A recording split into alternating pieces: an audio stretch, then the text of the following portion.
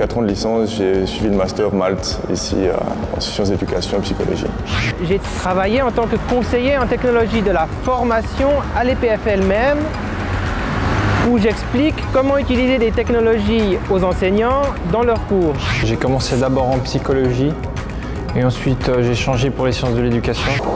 En fait, j'ai éprouvé le besoin d'actualiser mes connaissances et par rapport à ma profession qui est de la formation des enseignants, d'arriver à porter un regard critique sur les systèmes d'enseignement.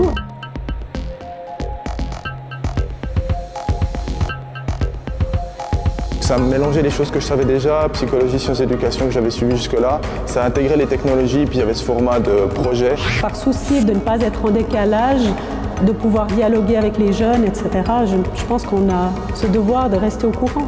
Face aux enjeux de la massification scolaire, problèmes d'handicap éducatif, les nouvelles technologies peuvent apporter une réponse et sont encore assez mal exploitées.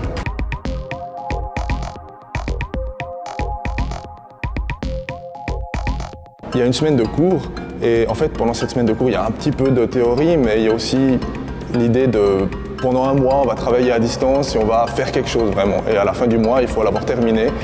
Et après on est dirigé avec des sortes de feedback, des retours d'enseignants qui nous disent « Ah bah là vous n'êtes pas forcément dirigé au bon endroit, faites attention » et du coup on peut reprendre. C'est pas évident de travailler comme ça, on se trouve seul à la maison, enfin si on n'a pas de travail. Ce qui peut être un peu déroutant. Si vraiment on a un problème, on a carrément des outils comme Skype par exemple pour discuter avec les enseignants. Gérer la distance, c'est pas forcément évident pour tout le monde. Je n'ai pas quitté mon boulot, je continue à travailler à 100%. À 100%, c'est très difficile. Une activité professionnelle à 50% me paraît plus appropriée.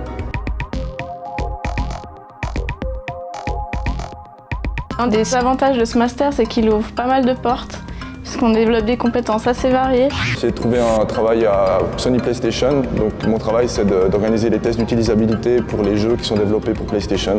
Une fois que j'aurai eu la révélation dans le domaine qui m'intéresse, je saurai ce que je veux faire plus tard, sachant que je peux faire plusieurs choses en même temps du coup. Après le diplôme, j'ai été engagée dans une société de consulting en ergonomie des sites web et également en tant qu'assistante ici à Tecfa.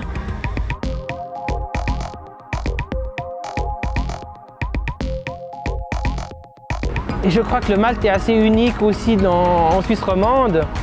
Et donc, pour avoir une formation pareille, il faut venir ici.